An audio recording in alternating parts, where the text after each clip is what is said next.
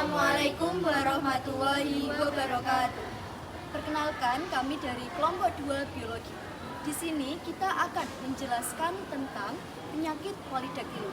Sebelumnya, perkenalkan, nama saya Siti Tasya Novia Fitriani, absen 33, dan teman saya Dian Septiulandari, absen 10. Saya Mila Putu Tengger, absen 18. Saya Adinda Suyapraviana Saputri, absen 2. Pada kesempatan kali ini, kita akan menjelaskan tentang pengertian, kemudian ada penyebab, ada gejala, ada tipe-tipe penyakit polydactyly, ada pencegahan, ada pengobatan, dan yang terakhir ada kesimpulan. Penyakit polydactyly merupakan kondisi medis yang ditandai dengan adanya lebih dari 5 jari tangan atau jari kaki pada seseorang dan berupa satu atau lebih jari tambahan yang tumbuh di luar dari jari normal. Dan untuk beberapa penyebab penyakit polydactyly, yang pertama ada faktor genetik yang diturunkan dari keluarga, yang kedua dominasi genetik yang menyebabkan pertumbuhan jari pada jari tidak maksimal, yang ketiga ada kondisi tertentu yang dapat terjadi bersamaan dengan penyakit kelainan genetik lainnya. Tipe-tipe polydactyly. Yang pertama ada postaxial, kemudian yang kedua ada preaxial, dan yang ketiga ada sentral. Yang pertama, postaxial adalah jari ekstra yang tumbuh pada bagian belakang atau bisa disebut dengan posterior dari jari normal. Tipe ini biasanya tumbuh pada bagian jari kelingking.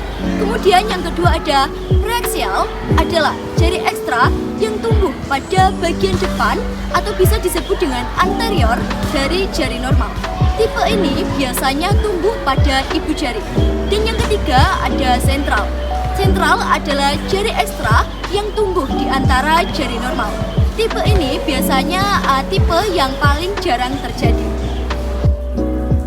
Gejala utama dari penyakit polydactyly adalah kehadiran jari ekstra pada bagian tangan atau pada bagian kaki.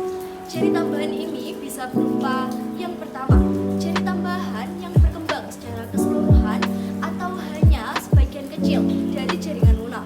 Kemudian yang kedua, jari tambahan yang tergabung dengan jari yang lain atau tumbuh secara terpisah.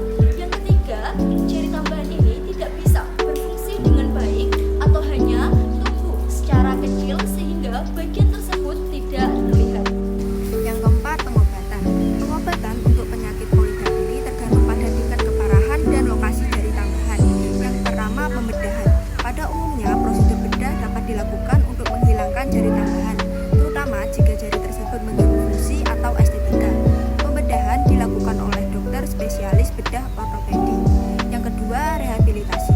Setelah operasi, terapi fisik atau okupasi dapat diperlukan untuk membantu pemulihan dan meningkatkan fungsi tangan atau kaki yang terkena. Yang ketiga, pemantauan. Dalam beberapa kasus, jika jari tambahan tidak mengganggu, dokter dapat memilih untuk memantau kondisi tanpa intervensi langsung.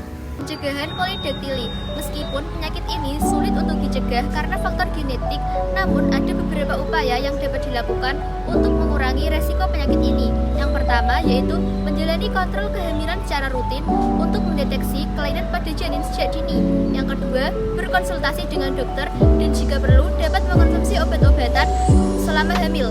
Yang ketiga yaitu tidak mengonsumsi minuman beralkohol, tidak merokok, dan tidak menyalahgunakan nafsa saat hamil. Yang keempat yaitu mengonsumsi makanan bergizi seimbang. Dan yang terakhir yaitu menjalani tes genetik sebelum